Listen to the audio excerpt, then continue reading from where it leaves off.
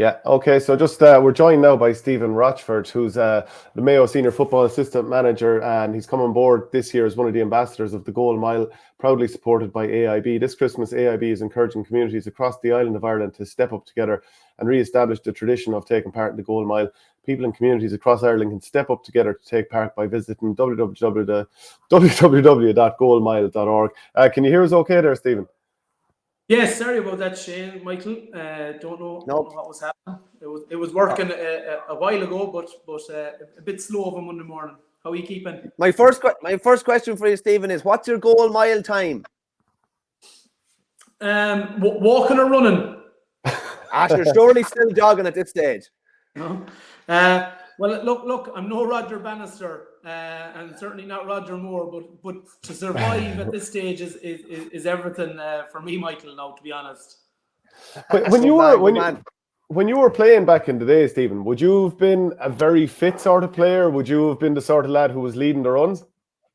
Oh God, would I have been leading the runs? So if you were to sort of say, when I got myself into good order, I could find myself in maybe the top 5 or so. But we had a couple of right gazelles, James Nallen, Peter Gardner, Michael Moyles, those guys. Kieran McDonald obviously were very, very good. So Gerard O'Malley. If you could stay with those guys, you knew you were in good nick. But I certainly wasn't necessarily in the leading pack for the sprints. And was that, why people say Kieran McDonald, he didn't do gym weights, he just did he was laying pipes or whatever. It's extremely labor intensive, so that's why he was so strong.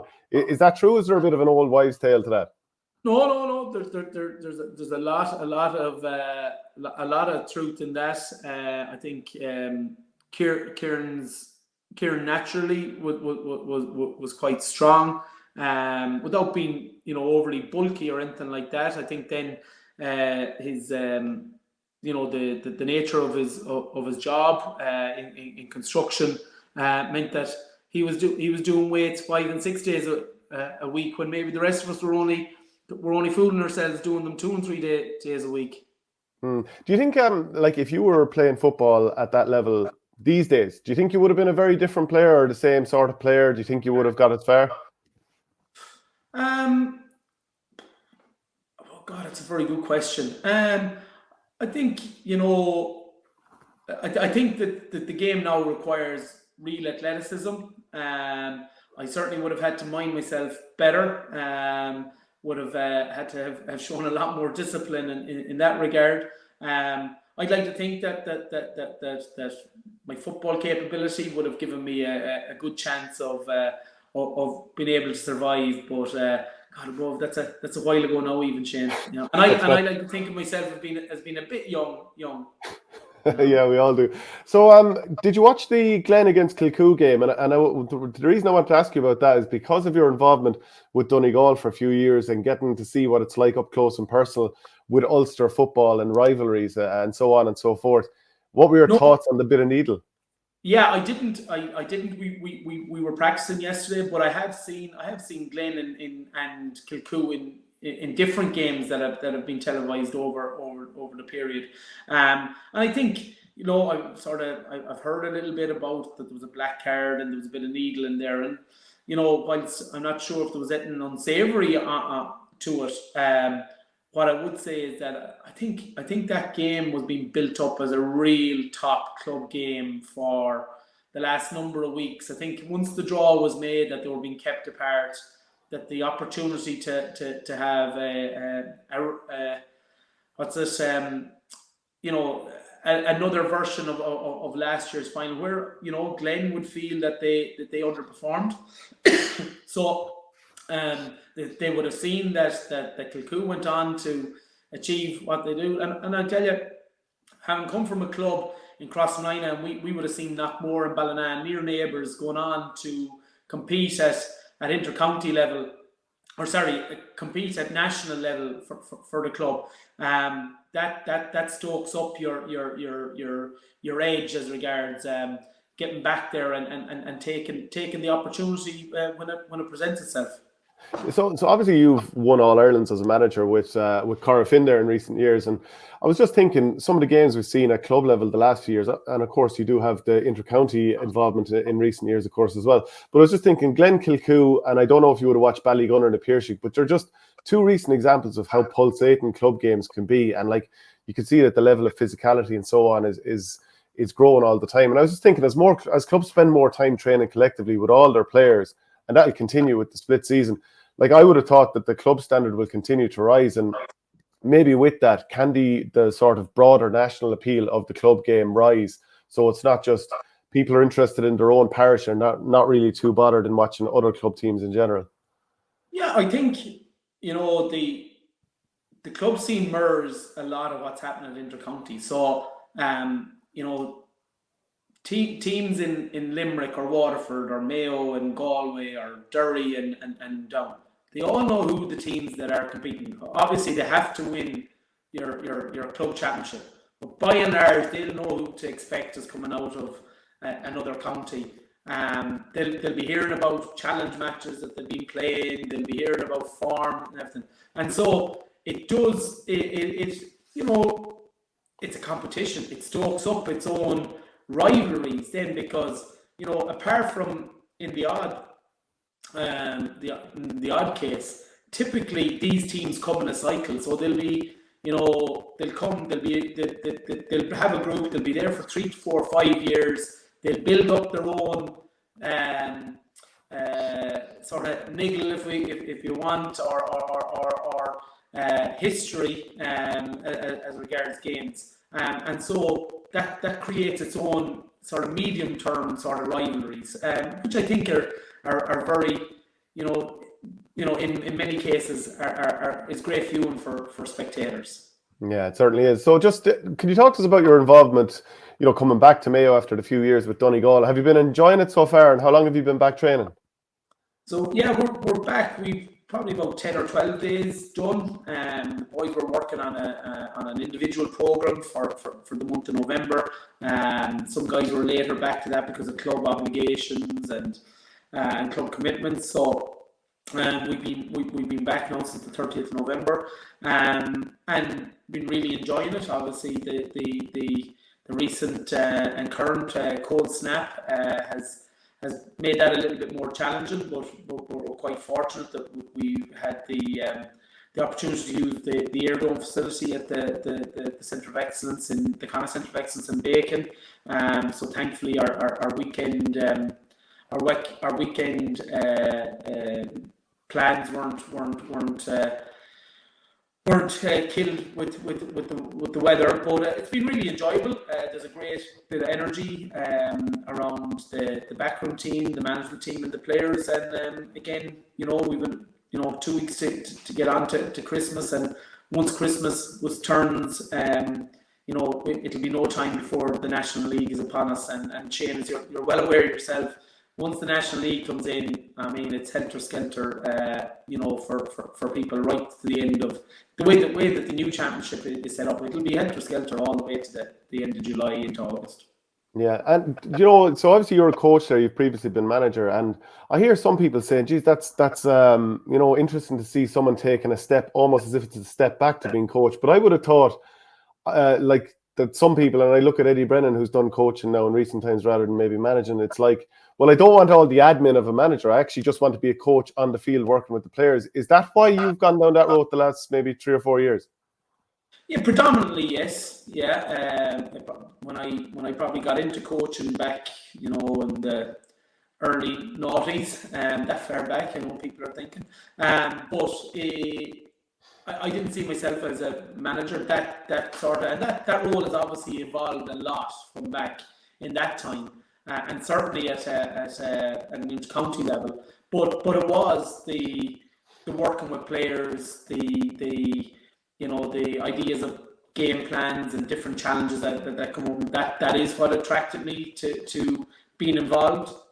That obviously then when you get involved in the club scene, typically, and certainly was the case in Corofin, as manager, you're doing a lot of the coaching. Now, I was very fortunate in Corofin, a couple of good people around that we're able to come together and share some of that with. That's not the case at Intercounty. You know, the role of the manager is very definitive now. It's much less that contact time on the field. As much as you want to be, you know, it is still limited, and it is much more into the broader management, relationship building. You know, there is just so many different areas in relation to that stakeholder management that and I think, and I'd be by and large, I think it's quite accurate that the majority of people, I think, you know, that are at the very top level are either working for themselves or they're now retired at that top level. So I think that in itself is a statement around the time that's needed to go into the management point of view. And saying that coaching is quite demanding as well, but you know, it's a little bit more flexible. Yeah. And what sort of coach would you say you are when you're on the field? Are you sort of just let them figure it out themselves? Do you micromanage? Do you kind of do a drill, ask the players what they think, and then say, can we try doing it again? Or, you know, like a games-based activity or whatever. So, you know, what sort of coach would you be? Yeah, I would certainly like to think that I'm not a micromanage coach, but more probably a reflection of all the other elements. So would aim to give guidance, would be looking to provide challenges to guys in those small-sided games, that games-based coaching sense. Certainly seeking feedback from players around what's working well, what do we need to do better, seeking clarity as regards, you know, so that the message that we're looking to instill with guys and embed with guys, that's clear. So very much focused on what the players need and how it's landing, much more than coming with this is the way we're doing it. And so obviously Oisin Mullen has left, and you know we wish him the best of luck with Geelong. Has Lee Keegan confirmed, or you know, are we still waiting to see what's going to happen with him for next year? Yeah, I think we're still waiting. We're still hoping. We're still communicating. I suppose the reality is that, you know, Lee has had a tremendous, you know, decade with Mayo. He's sort of evaluating, you know, a lot of different things. You know, he's a man now in his early 30s, young family. But you know, I think, you know, there's been a lot that went on then with, you know, his club getting to county final. So there's been a lot going on that probably just requires a bit of time to assess whether he has the body, the energy, the appetite to come back. We want and hope that the 2023 season will have Lee as part of the Mayo squad. Yeah, and how often? Like, obviously, you've a big backroom team, as all county teams have at this stage. So Kevin McStay as manager, you as coach and assistant manager, Donny Buckley, Damon Mulligan, Liam McHale, so on and so forth. Like, how difficult is it to get everyone together to sort of talk about what you're going to do, or is it just before training, everyone's there, and like, is it difficult to coordinate all of that?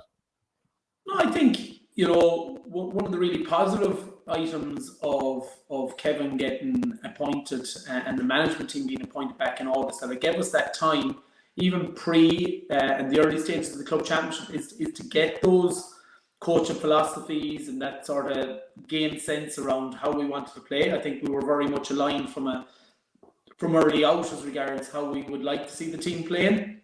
Those things can and you know, appreciate that there needs to be flexibility around that because different circumstances change those items. But I think, you know, one of the things that COVID has brought is the ability to be able to meet remotely. We have that set up. We have coaching plans that get circulated and get agreed, and yeah, we pull together then for, you know, 15 minutes to ensure there's just absolute clarity across the group in relation to who's doing what, who needs to support what. So if I was leading a certain part, what does that mean then for Liam and Damien or Donny or Kevin to partake on, and what we need to be looking at, and everyone's clear in relation to the same messages. So it's very much a team aspect. I think from the outset, as I said, we're very much aligned as regards how the team will play and look to set up, and then it's just around how we play that out with the players and sort of look to embed it with them.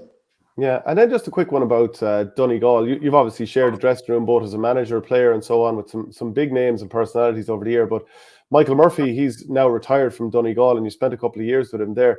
Where does he rank in terms of leaders, and what's he really like in the dressing room?